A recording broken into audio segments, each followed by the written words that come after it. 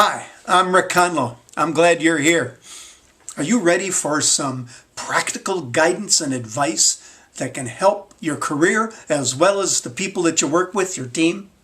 We're going to look at 7 keys to unleash employee motivation, productivity, and engagement. Let's start off with the most important thing.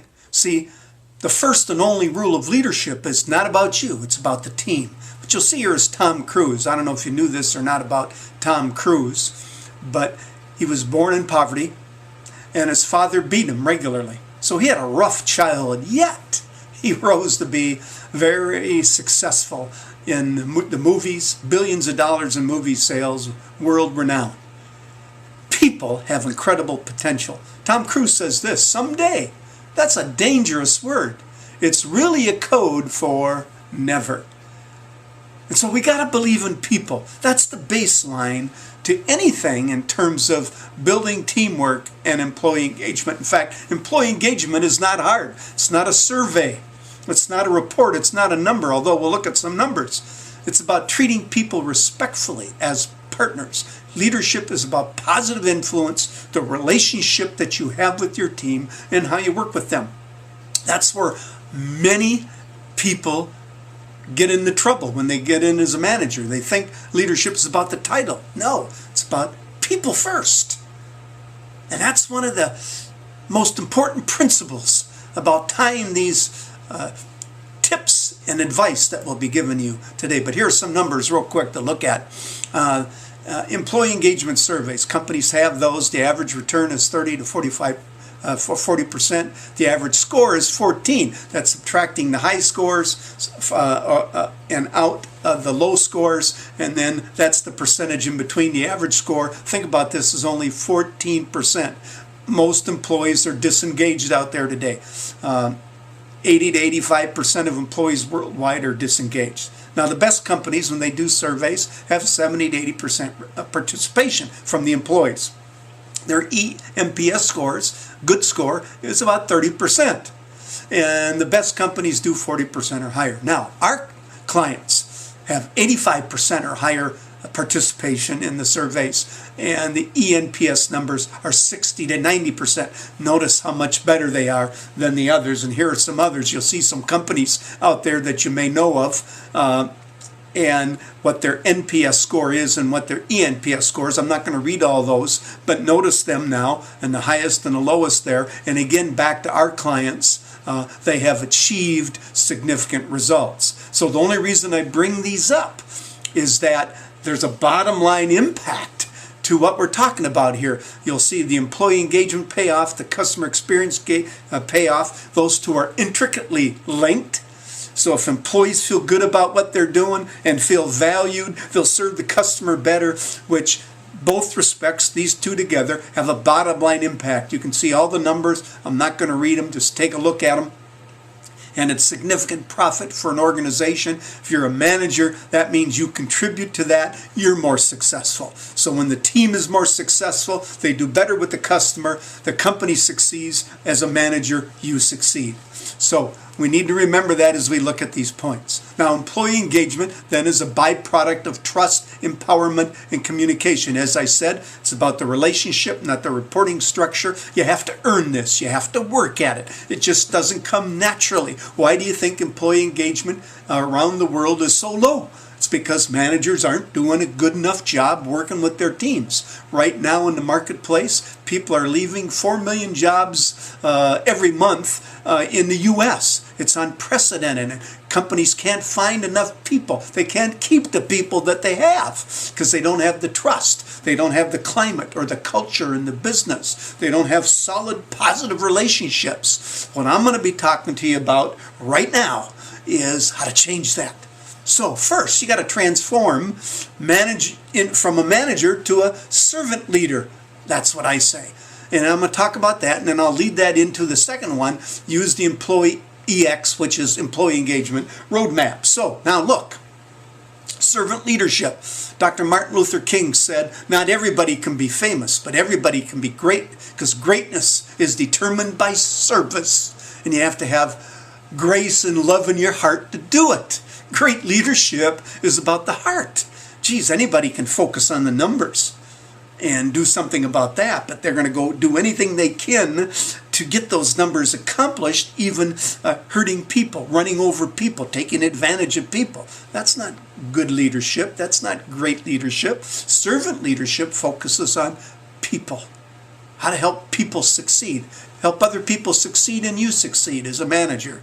Give other people what they want, you get what you want. Dr. Martin Luther King also said life's most persistent and urgent question is, what are you doing for others? And that's what leadership is. Help others win. When our employees do their jobs and they do it extremely well, you reach and achieve your goals. So what that means as a leader is we have to study, we have to learn, we have to get back to the basics and find out what are the principles, what do you have to do to help people. Now I'm going to be sharing some of that, but it has to be an ongoing process. And the focus then is not just on the numbers, but most importantly the people who will get you the numbers. Does that make sense? That's where we're going with this. So that's the baseline. Transform from manager to servant leader. People first. And second, in all the strategies you use, coaching or training or planning, whatever it may be, consider these 4 elements. Input, improve, involve, interact. That means get your team's input on just about everything you do. Work on improving everything you do using the team input, and then with their involvement, get them participating on teams, coming up with the ideas, the steps to improve, ways to get better. We want to keep asking questions as a manager. That's how we do these first 3 things. Keep the question open. And when we do that, people start interacting more. They start getting more engaged. And then the last point here is, as a manager, we got to interact with our team regularly. Did you know a study was done that said the average manager spends less than 8 hours a week interacting with their team? Think about that. That's just minutes a day. My gosh, if people are the most important part of a company, which they should be, they're more important than the financial end and the product and the service. Why? Because they use those 3 things. And if they don't use them well, the company doesn't do well. When they do use them well, the company does significantly better.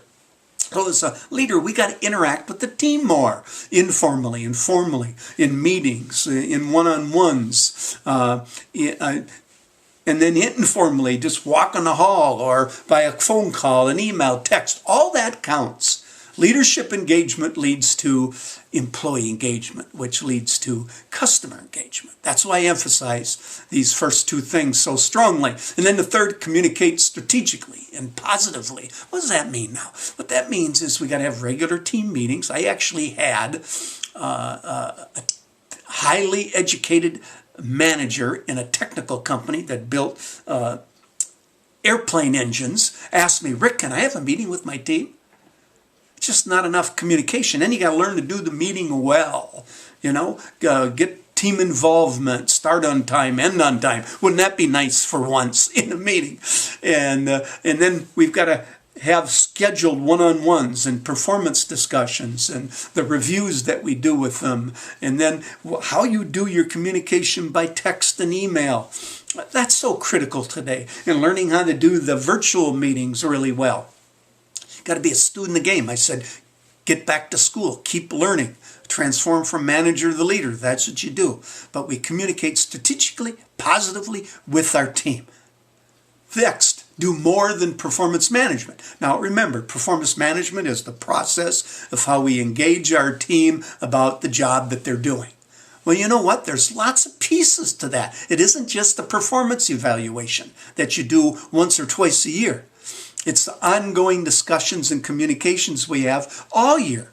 An employee should always know how well they're performing in the eyes of the leader at any given moment in time, anywhere, any place, in person or virtually. So more than performance management is, we do team planning, for example, together and get team input using those elements I talked to you about engagement a little earlier. It means doing one-on-one planning with each employee about their goals and their career aspirations. Not just the goals for the company, but what does the employee want? That's another piece that's missing. Remember, people first. And then doing ongoing coaching. How often do you do coaching? Just when someone has poor performance? No, you do coaching for anybody. Why? Because an average performer becomes a good performer. A good performer becomes a great performer. A great performer becomes a superstar. A poor performer becomes an average player, and then maybe move up from there. So you do ongoing coaching. How often? Every day with every employee. Anytime, any place. You got informal coaching, a minute here, a minute there, including our texts and emails and other forms of company communication tools that you have that's online. But in addition, it's the formal, the one-on-one discussions you do at least monthly to talk about how's it going? What's working for you? What isn't working for you? What do you think you can do better? What can I do better to help you? Those kinds of discussions. So we help them feel they're valued. They know where they're standing. You give them feedback. They give you feedback. You have a dialogue. It builds the relationship. It increases trust. That's what I mean by more than performance management. And then training. All the great companies on the studies that are done out there they're doing 60, 70, 100 hours of employee training a year. Now, if you have resources like that in your company, take advantage of all of them. If you don't, learn to be a trainer, get someone on your team to be a trainer, and do ongoing training meetings. How often? Every month. One company I worked with, they did training a couple times a year. We trained their management team to train others. They started doing one meeting a month that was 30 to 60 minutes long. Lo and behold, as they got better results and the team liked it because they learned to do it better, we gave them some coaching to help them improve. Guess what happened? Is they ended up doing 3 sessions every month. That's 3 hours of training per employee per year times 12 months. They're at 36 hours, and that doesn't count the conference and annual meeting that they have. So wow, you can do that. You can learn to do that and make that happen. And it's even better when you get your team involved, training one another, and we learn from one another. Then do the team thing really. Everyone has that acronym. What is it? TEAM. The team is most important. That's what, they believe in. You know what? They don't really do it because research shows 60% of teams fail. And with the employee disengagement that we have today, employees aren't feeling like they are on a team. Why would they if they're leaving in droves? Okay, so the team thing is you have to lead by example as a manager to start it. How you get teamwork? You give it. So as a manager, part of helping a team be successful is supporting them, encouraging them, having their back, having high standards, yes, holding them accountable, but people don't mind being held accountable when they have big goals and you're providing all the tools and resources and support to help them win. So that's the team thing. And then as you do it, they do it. For example, one time my team accomplished a good goal. We went out. I've had up to 10 direct reports, by the way. We went out and celebrated, headed to dinner. We're sitting around talking, just kind of relaxing with dessert and drinks. And one of them said, Rick, we would have done even better on that job if you had changed this. So on one hand, this was a criticism of me right there in front of the whole team. Unexpected, just came out. Now the key was, how do I handle that? Do the team thing. Was I going to get defensive, let my ego get in the way? I almost did. I had to bite my tongue because I was just caught surprised. And I just said, tell me more about that. And so it came out, and a couple other people. And they brought up something I was doing that was getting in the way of the team. And so by asking them and letting the conversation flow, it went on. Then they went on to some other things, and we came up with some things everybody needed to do, something I needed to do for us to do even better. And this all came out because we had a relationship. And it taught me that as a manager, we're always on stage, Yes, you can have friends, but this is a leadership relationship, employee relationship, not, boss subordinate. And if you do that, people will say what's on their mind. And if we can get that from our team, we don't get blindsided by problems and mistakes that nobody wants to talk about because of fear of reprisal. And then we got to work hard and have some fun. Yes, when we do these things, it sets up, as I said, high expectations. And we have to have a backbone of steel that we're consistently emphasizing those things and treating people as champions and believing in them while helping them get better at what they do, pointing out when they do something wrong, they did it wrong, and that there isn't any blame or embarrassment. It's, let's fix it. Let's get better. I'm here to help you win. People will believe in that because it shows that you care enough. They emphasize the good with the bad, but do it in a way that's supportive and understanding with empathy and even humility. Then have some fun. You know, I worked for a manager, great guy, first third of my career, and whenever we achieved a goal, we went out and had fun. Go to the zoo, go to a comedy club, go out and have dinner, those kinds of things on a regular basis. If you don't have a budget to do some of those things, you can do that at work with a luncheon. You can make up awards. I did that for a lot of companies early in my career. I provided more awards to employees for companies than the companies ever provided them. And for some of those companies, I'd worked with them 15, 20 years because of that, because of the relationship I built with them. So the next thing then, it's a bonus. It's about ethics. We do all of this with integrity, about the personal relationship, as I mentioned, and it builds trust. That's the bottom line to this whole thing. Now, I want you to think about these eight elements that I mentioned. What are two that are strengths for you? What's one that's something you can improve? And then think about two or three of those put together that you could focus on to move forward, beginning in the beginning of a year, the beginning of a month, and a beginning of a new campaign to help you win and succeed. Take two or three each time. Emphasize strength, an area to improve, and really emphasize trying to do it even better. And you will find that these eventually become habitual for you, and you'll want to do it. See, most people think they're performing better than they are. Most people can perform significantly better than they are. Wow. And that's where our opportunity comes in. And let me just share with this in closing. If you see someone falling behind, walk beside them.